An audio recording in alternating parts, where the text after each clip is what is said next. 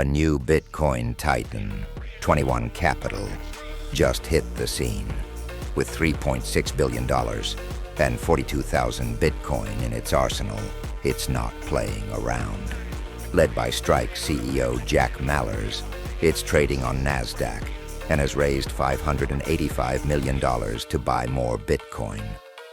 21 Capital is taking direct aim at MicroStrategy, the Bitcoin treasury pioneer, with 538,200 Bitcoin. This is just the start of what some are calling a Bitcoin treasury war. The institutions and wealth funds are here, and Fomo is about to kick in. Get ready.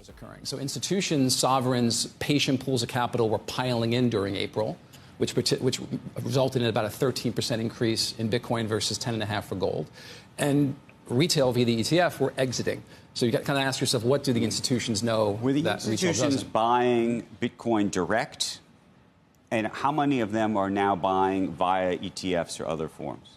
Well, hard to say. They don't, especially the sovereign wealth funds don't report. Right, no, but you're also, I imagine, seeing the ETFs buying. Because the ETFs should be buying on a in the relative... last couple of days. But the ETFs should be buying on a relative basis on behalf of their customer base. Right, assuming there were inflows, right? But the last couple of days, yes, we've had inflows. But still, as of yesterday, it should change today, we've had net negative ETF inflows. So, so the first reason is de-dollarization. The second reason is this tech unwinding of this big levered tech trade and Bitcoin trading on its core characteristics, which again are similar to gold. You've got scarcity, immutability, non-sovereign asset, portability. Right. So trading the way people who believe in Bitcoin would like it to trade. Mm-hmm. The last was, to me, the most interesting, which is, I spoke to a couple of traders who said, look, if you believe these conditions, these de-dollarization conditions are going to persist, you're looking at gold, obviously, first and foremost, but maybe you missed out on that trade. You're looking at that rally and saying, I missed the boat on that.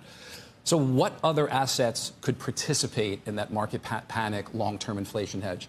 When you do the work, there's a very short list of assets that mirror the characteristics of gold. Mm-hmm. Bitcoin is on that short list. In addition to the 4 characteristics I mentioned, its mining scarcity, its mining difficulty gets harder over time. Yeah, and you can add 2 or 3 more good things about Bitcoin that you didn't even mention. So, I mean, maybe it never is used to wire money or whatever you want to call it over to the Far East or something, but you certainly can do it instantaneously, frictionless, right? And you can do it overnight. And you don't have to, in gold, I mean, it's heavy, you better store it, you better insure it. I mean, there's a lot of